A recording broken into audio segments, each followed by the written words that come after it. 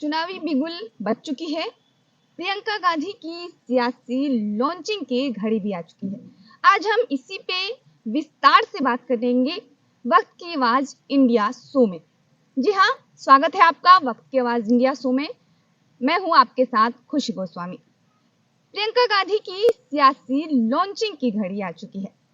आपको बता दें, चुनाव आयोग के द्वारा 48 विधानसभा और 2 लोकसभा सीटों पर उपचुनाव की घोषणा कर दी गई है।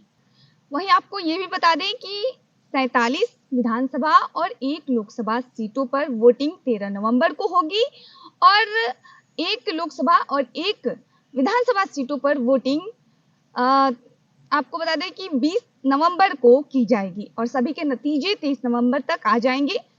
प्रियंका गांधी इससे पहले उन्होंने कभी चुनाव नहीं लड़ा है, हालांकि वो पहली बार चुनाव लड़ने जा रही है।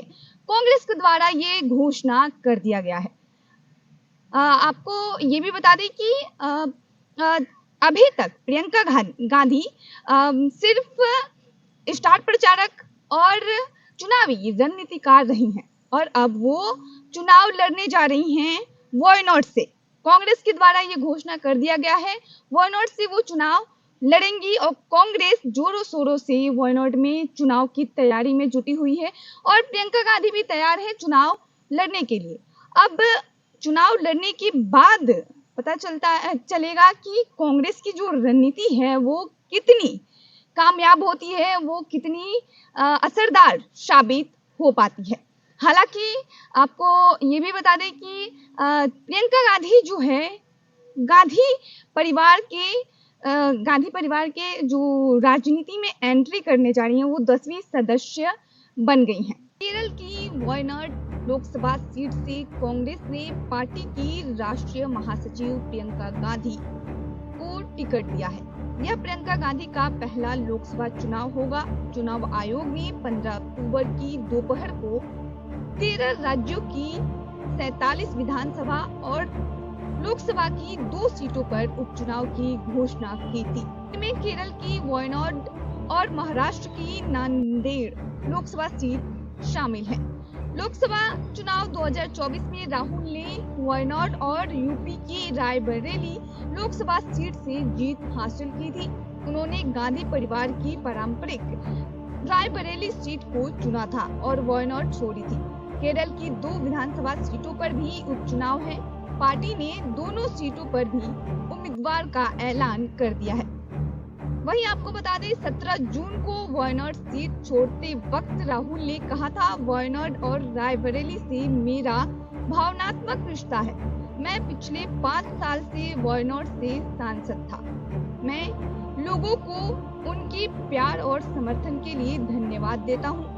प्रियंका गांधी वायनाड से चुनाव लड़ेंगी, लेकिन मैं समय समय पर वायनाड का दौरा भी करूंगा। मेरा रायबरेली से पुराना रिश्ता है। मुझे खुशी है कि मुझे फिर से उनका प्रतिनिधित्व करने का मौका मिलेगा, लेकिन यह एक कठिन निर्णय था। राहुल के ऐलान के बाद प्रियंका ने कहा था, मुझे वायनाड का प्रतिनिधित्व करने में बहुत खुशी होगी। मैं उन्हें उनकी यानी राहुल गांधी की अनुपस्थिति महसूस नहीं होने दूंगी। मैं कड़ी मेहनत करूंगी, सभी को खुश करने और एक अच्छा प्रतिनिधि बनने की पूरी कोशिश करूंगी। मेरा रायबरेली और अमेठी से बहुत पुराना रिश्ता है, इसे तोड़ा नहीं जा सकता। मैं रायबरेली से भी अपने भाई की मदद करूंगी। हम दोनों रायबरेली और वायनाड में मौजूद रहेंगे। संविधान के तहत कोई व्यक्ति एक साथ संसद के दोनों सदनों या संसद और राज्य विधानमंडल का सदस्य नहीं हो सकता। न ही एक सदन में एक से ज्यादा सीटों का प्रतिनिधित्व कर सकता है। संविधान की अनुच्छेद 101 में जन प्रतिनिधित्व अधिनियम 1991 की धारा 68A के तहत अगर कोई जनप्रतिनिधि 2 सीटों से चुनाव जीतता है तो उसे रिजल्ट घोषित होने के 14 दिन के भीतर एक सीट छोड़नी होती है। अगर एक सीट नहीं छोड़ता है तो उसकी दोनों सीटें रिक्त हो जाती है।